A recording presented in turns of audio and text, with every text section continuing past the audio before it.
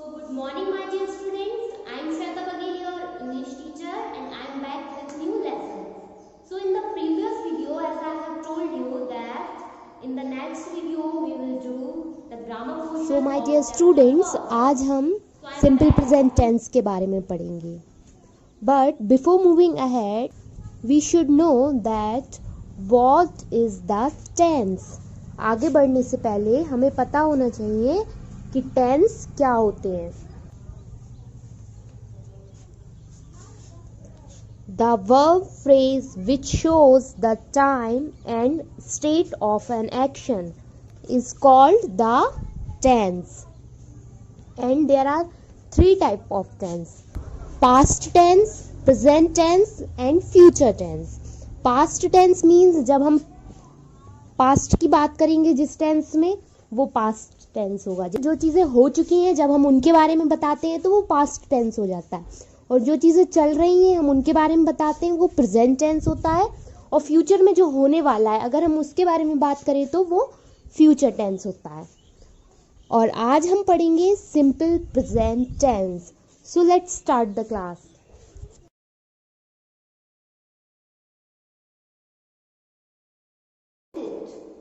तो आज हम चैप्टर फर्स्ट का ग्रामर पोर्शन पढ़ेंगे जो है simple present tense.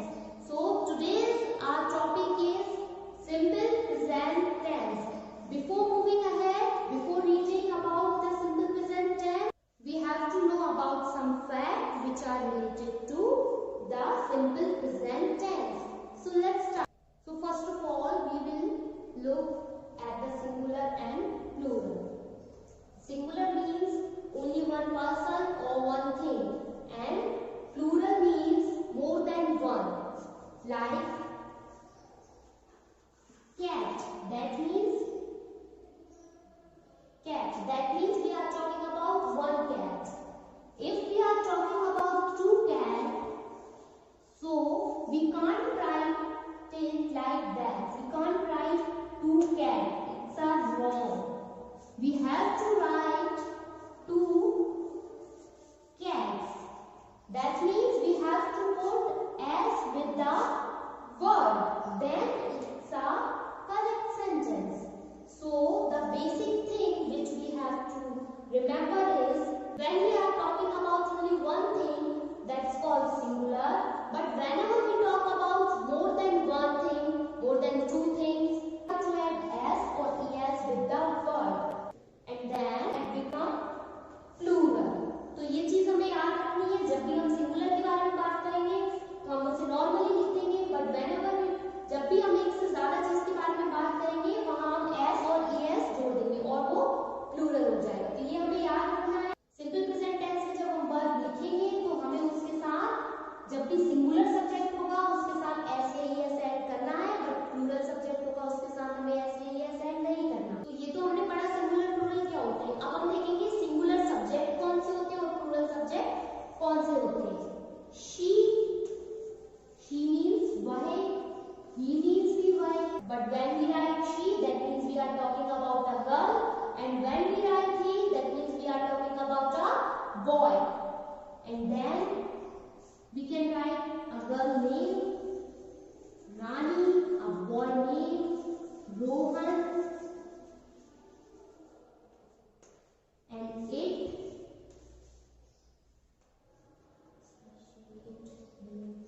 and we are talking, and we can talk about a place and a thing. So these are singular subjects. But when we are talking about more than one, means we, they, हम लिख सकते हैं girls, same हम लिख सकते हैं boys, जैसे B, दे, girls, boys. तो ये होते हैं प्लूरल सब्जेक्ट. प्लूरल के साथ हम वर्ब को सिंपली यूज करेंगे, like be, play, cricket. But singular के साथ हमें वर्ब में s या es जोड़ना होगा. she plays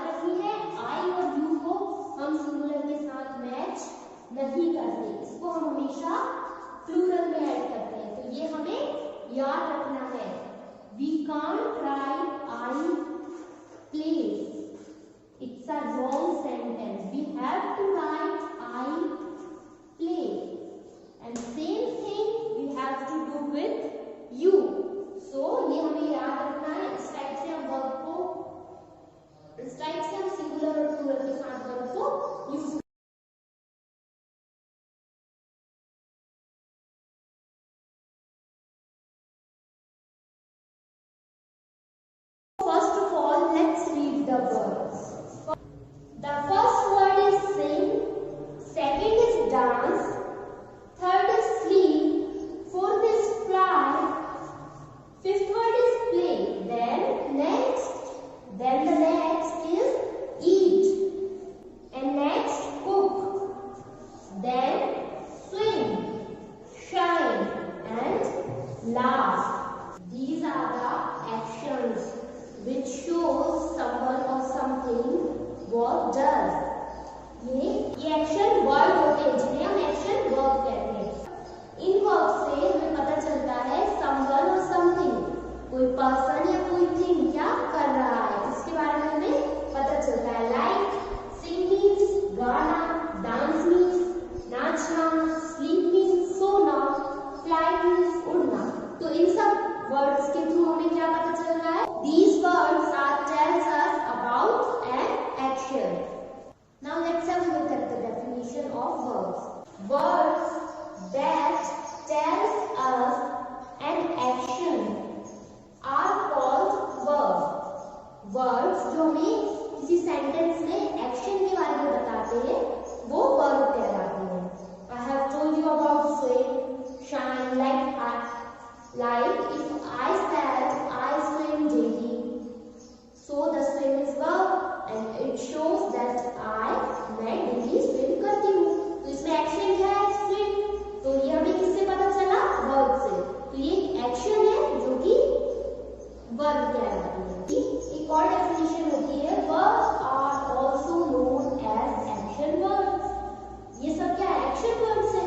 तो वर्ब को हम एक्शन वर्ड भी कह सकते हैं या फिर एक्शन वर्ड्स को हम वर्ब भी कह सकते हैं। तो ये चीज हमें याद रखना है। किसी भी सेंटेंस में जो भी एक्शन वर्ड होते हैं वो वर्ब होते हैं। For more example, I have write here swim, shine, laugh. If I frame a sentence, so it will be I read a book. So here in this sentence, I read a book. The sentence is trying to say I read a book. That means मैं एक book पढ़ रहा हूँ. So here the read is the action word. So we can say this that read is a verb. Mostly we use verb after the subject. Here I is subject and then after the subject we have write the verb read. So that's how we can recognize the verb. So dear students, जैसा कि अभी हमने verbs के बारे में पढ़ा, तो अब हम पढ़ते हैं simple present tense, जो कि आज का हमारा टॉपिक है।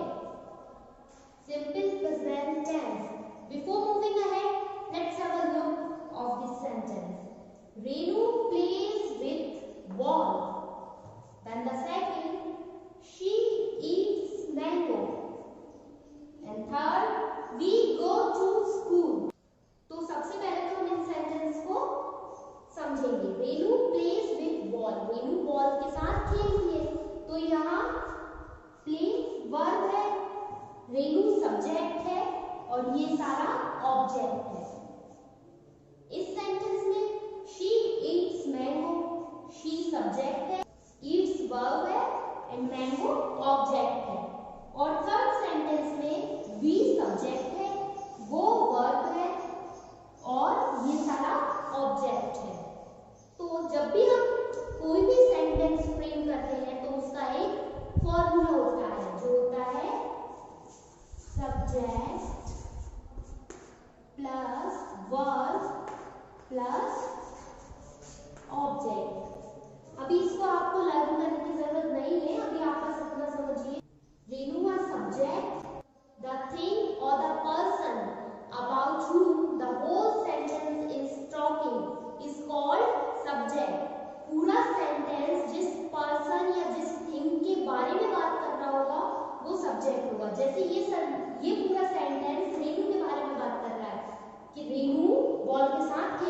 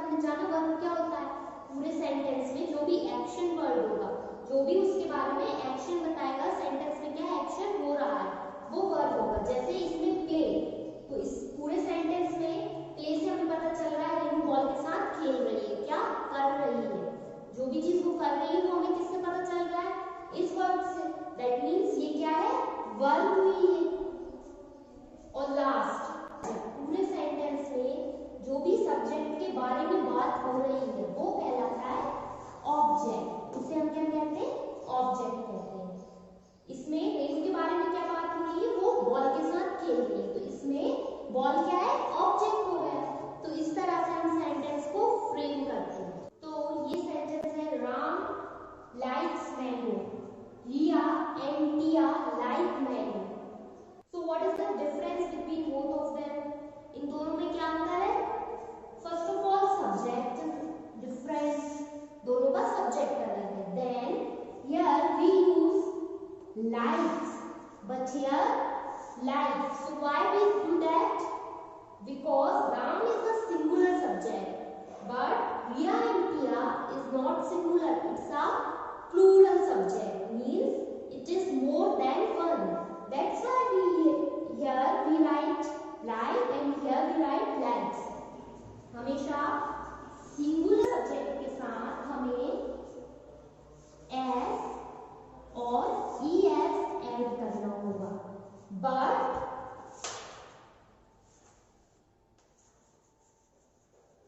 प्लूरल सब्जेक्ट के साथ हमें वर्ब को एज इट इज लिख देना है, उसके साथ कुछ ऐड नहीं करना है.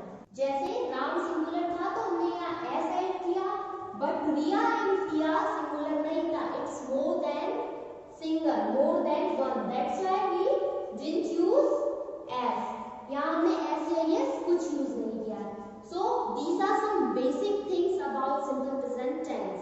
And now we will talk about when we use simple present tense. We use simple present tense in our daily routine, and when we talk about some habitual things, we use simple present tense. जब भी हम अपने daily routine के बारे में बात करेंगे, वहाँ भी हम simple present tense का यूज करेंगे. जब भी हम कोई बेसिक चीजें बताएंगे, वहाँ simple present tense का यूज होगा. Now here are exercise in our book which is related to simple present tense. So let's do it. Here is the exercise. Fill in the blanks with correct verb from of the verbs given in the bracket. यहाँ fill in the blanks है, इन brackets में verb दी हुई है, हमें उसका correct form इन blank space में fill करना है. So the first one is the animals ... eats or eat together. तो यहाँ animals है, that means it's more than one. So we have to use the basic form of verb. तो यहाँ हम simply लिख देंगे eat. Then in the second sentence, the princess ...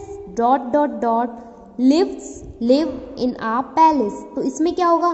princess singular है, ये एक only one person है, तो यहाँ हम उसका s या es वाला फॉर्म यूज करेंगे. तो यहाँ क्या आएगा? The princess lives in a palace. Then the third, the clowns ... make or makes people laugh. तो इसमें क्या आएगा? यहाँ s लगा है, that means it's a more than one. So इसमें सिर्फ वर्ब का बेसिक फॉर्म आएगा, इसमें s या es वाला फॉर्म नहीं आएगा. तो यहाँ हम लिख देंगे the clowns make people laugh. Fourth, the teacher ... teach well. तो इसमें क्या आएगा? टीचर एक सिंगुलर है, तो इसमें हमें वर्ब के साथ es ऐड करना होगा, तो इसमें आएगा teacher. And the fifth, she ... dance और डांसेस ग्रेसफुली. तो शी सिंगुलर है, तो यहाँ हमें एज वाली फॉर्म यूज करनी होगी.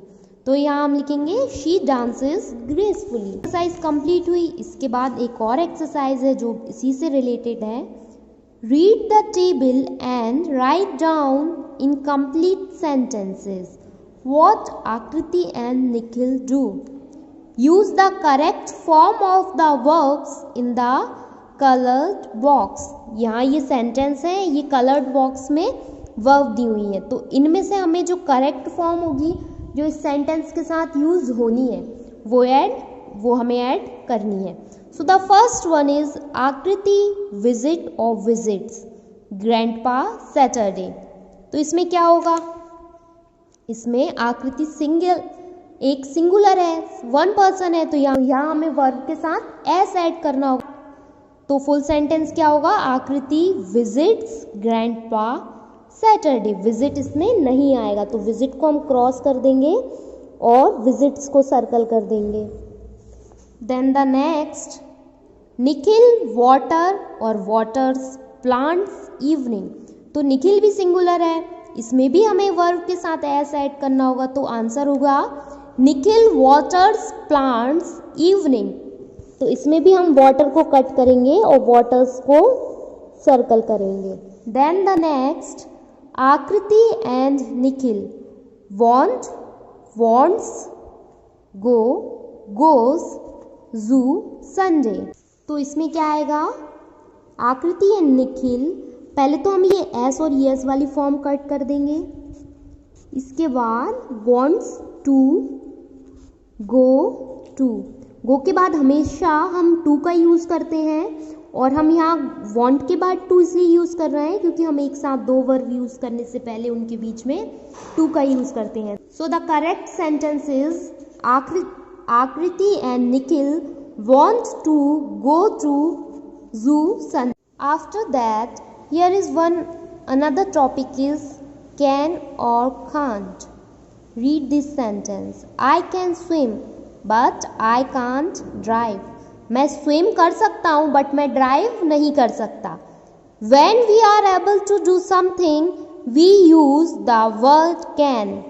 And when we are not able to do something, we use cannot. जब हम कोई भी चीज़ कर सकते हैं तो उसके लिए हम can यूज़ करते हैं. But in the another hand, अगर हम कोई चीज़ नहीं कर सकते तो उसके लिए हम कैन नॉट का यूज़ करते हैं. जैसे इस सेंटेंस में उसने बताया मैं स्विम कर सकता हूँ बट मैं ड्राइव नहीं कर सकता.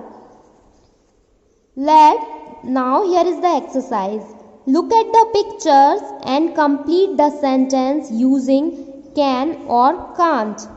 A fish can swim but can't run.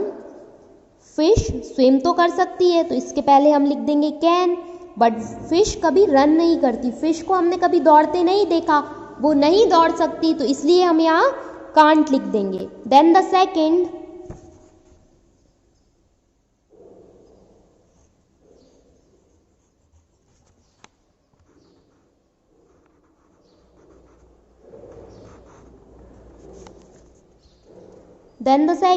an elephant fly but it walk. तो इसमें क्या होगा, एलिफेंट फ्लाई कर सकता है? नो, वो फ्लाई नहीं कर सकता बट वो चल सकता है. सो an elephant can't fly but it can walk. Then the last, I fly an aeroplane but I ride a bicycle.